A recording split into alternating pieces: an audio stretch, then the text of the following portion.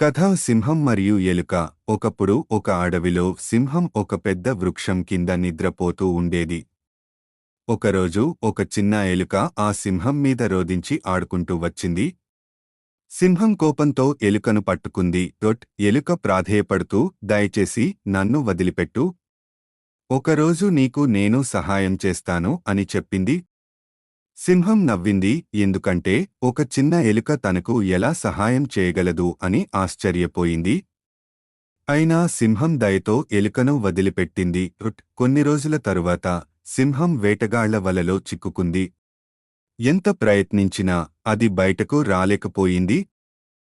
సింహం గట్టిగా అరుస్తూ సహాయం కోరింది.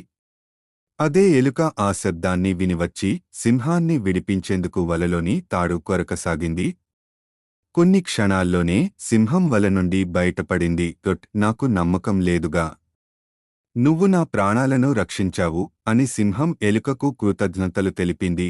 నీతి చిన్న సహాయం కూడా విలువైనది అవుతుంది.